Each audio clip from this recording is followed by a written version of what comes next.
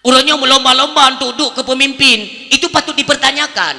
Apakah mereka sudah punya misi baru untuk teken kontrak dengan Jakarta untuk ipublo hasil Aceh? Nya kasih jawab tiga bahasa lu.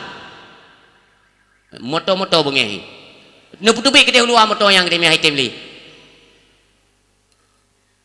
Nyo sakit hati tunggu. Na ajang pemilu ini hana perlian temakut guna kamera pun yang ia drone. Nah, dua malamnya kedua malam milik luntuan di Aceh Timur pidato, bahkan ada anggota kepolisian ini. Lun tanyong cik, putra lun tanyong. Menyok kedina anggota KIP, KPU, Bawaslu dengarkan pernyataan lun bak uronyo, bak malamnya. Kira-kira uronyo ajang pemilu ini untuk apa? Tak pegat pemilunya ke puileo. Pernah teken kontrak baru dengan Jakarta, tena krut hasil Aceh. Kena pupake sampai bangsa, kena poh bangsa, demi tak muluskan rencana Jakarta. Ni si jawab tiad. Tidak ni cah ni. Bahkan nak cerapai-cerapai lain nanti bak komentar bak video jenis kalian. Tunggu dakwah Maulid ku punya pegah politik, ma ke politik, beda pegah tepu.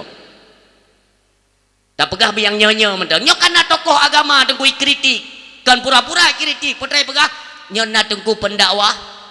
Asai dakwah tapi sindir pemerintah, tapi tak pesalah pemerintah. Tayong hana ilmu ku pun tak pesalah pemerintah. Meri bengeh kok nyan karena lidah lagi lidah saya kena dalam punggung pejabat pemerintah. Ike menyo hana senang kalapor ke orang. Baik pikir tayong hana pasukan tu. Ku im lawek nyo nak ku jaga persatuan Aceh bereta. Belero darah ino lampu mu Aceh. Kan hana pasukan 3 macam yang kan. Ada ku putra pasukan dah ngada puak cak tilop nya nak boleh ku pegah. Long bek le ku pake bangsa, ku bek le ro darah bangsa lun, bek le gadah nyawang bangsa lun, nyo lang lung petimang. Netayang tiat bawa KPU Bawaslu nyan, kepa pemilu yang. Tujuannya untuk apa? Asai pengupu macam gaji lun. Karena menyotip ton menggantung watai pemilu menggantung pemimpin yang naya pudep konser di Aceh, sipak nang luang kedai pemimpinnya. Berangkat seorang je. Yang berusaha nagot PJ nya BU MPJ baru jino yan. Nah rencana pegot pon kayak undang tinang arah katanya untuk ia pindah hujan. Pane biadab urangnya hana pikiran. Ya pindah hujan tentang kehebat raya. Kagok mumang gede beke puak penyakit kena wace.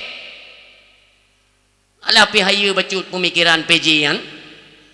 Ijuk surat pindah hayu ya lit kui gede tinang arah katanya. Hebat raya ka.